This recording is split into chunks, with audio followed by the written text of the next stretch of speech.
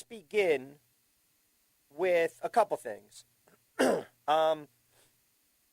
I'm looking at, the Mara presser today, and you kind of rid yourself of that bad taste in your mouth if you're a Giant fan. And Mara didn't really speak too long.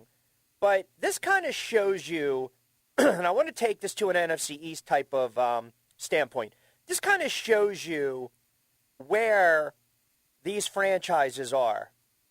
And you look at the Dallas Cowboys, Jerry Jones, McCarthy, veteran players, stability. You look at Washington, Rivera, trying to figure it out, cleaning up the culture, somewhat stability. You look at the Philadelphia Eagles, where it seems everyone wants to ride Howie Roseman off into the sunset, but he's a master when it comes to these contracts and manipulating the numbers. Lurie's been intact for over 20-something odd years. It looks like they've got a good nucleus of players back in the playoffs, stability. Then you look at the New York Football Giants, and we've seen this around the NFL. And let us not forget that you probably have to trace and go back to 2015, because I firmly believe that's kind of where everything was lost if you're a Giants fan like myself. Now, they were able, and to be fair, they were able to get to the playoffs in 2016. 2015, they were 6-10, and they just decided, you know what, we have to move away from Tom Coughlin. And that's what they did. In McAdoo's first year, they stuck with Eli, if you recall. They stuck with Manning, and he had an okay season. The defense helped them out tremendously. They won 11-5, and they lost in a wild card game. The next season, after they got rid of McAdoo, after 12 games, Spags took over once again. You just got to follow along with me here. They decided, once again, they were going to stick with Eli, and they stuck with Eli for two more years, in essence, right? 16, 17, 17, 18. That's where the mistake was. If you're a betting man, you say to yourself, I can't bet this team going forward because Manning was shot. He was done, let's be honest. He started 4 games in 2019. They finished 4-12. Manning was 1-3. Did not play particularly well. The Buffalo Bills basically retired Eli Manning, and then he came back and he had the game against Miami in the Swan Song. There you go. And Daniel Jones took over. So several years prior to that, they never fixed the offensive line. They were trying to build around a veteran quarterback that was well past his prime. And to be fair, they wasted some of his prime. They let go of Reese. They forced out Coughlin, and it's been an utter mess. So during that time, what has happened? The Dallas Cowboys, winning franchise, the Philadelphia Eagles won a Super Bowl, and the Washington football team, look, they've got their issues with their ownership, but at least they're showing you something, and they drafted well. Giants haven't done that. So as much as we go back and we look at Judge, if we go look at Gettleman, look at ownership and also look at the personnel that's been brought in. Because that's been the bugaboo. I mean, they are right now light years away from what the Jets are doing, right? So you want the optimism. The fact that ownership finally came out and said, look, we're going to press the reset button, that gives you some optimism.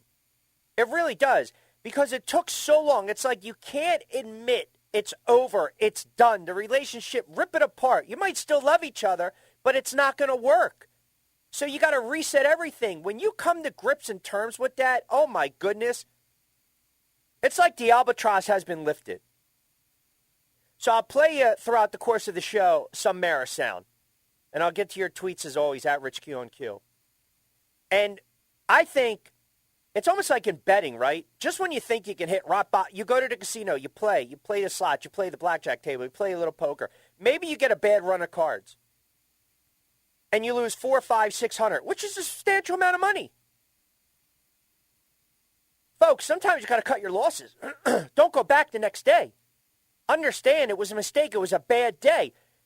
This is what this organization wasn't able to do. They don't understand it's been a bad decade. And the fact that they finally get it, oh, man, I lost a couple thousand at the casino. I hit rock bottom, stay away for several months, banned myself, CTR, get the hell out of here. Forget about gambling for a while. I admitted it. I faced it.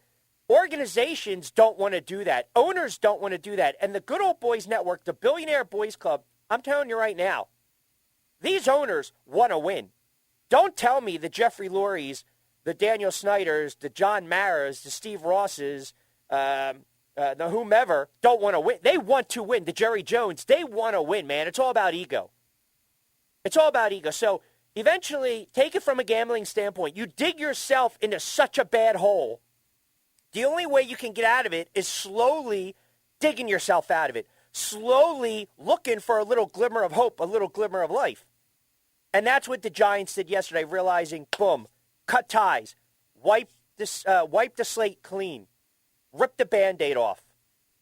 And that's what they did. Is it a start in the right direction? Absolutely. Is it a couple years too late? Probably. But again, it's the NFL, folks. It's the NFL. You can turn around and you can be a winner quickly. You also need the players and the right culture. 609-445-1490. NFL Wildcard Weekend is among us. We'll give you some of the plays as well. William Hill in about 20.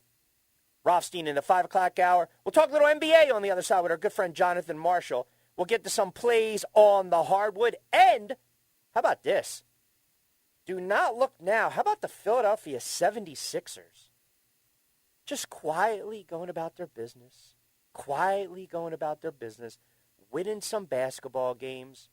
You got a big one tonight if you are a New York Knicks fan. No Porzingis for Dallas, but the Knicks are at home. They have to kind of circle the wagons and get it going, do they not? And these early surprises, Jonathan Marshall called it. He gave you two, Cleveland and the Bulls. And how about the baby Bulls? 9 out of their last 10. The best team right now in the Eastern Conference. Not the Nets, not Milwaukee, not the 76ers. So we'll dive into little hoops on the other side as well. All right, 14 past the 4 o'clock hour. We're cranking it up on a Wednesday edition of Back Your Play. Keep it locked in right here inside the AM 1490 Sports Betting Radio studios.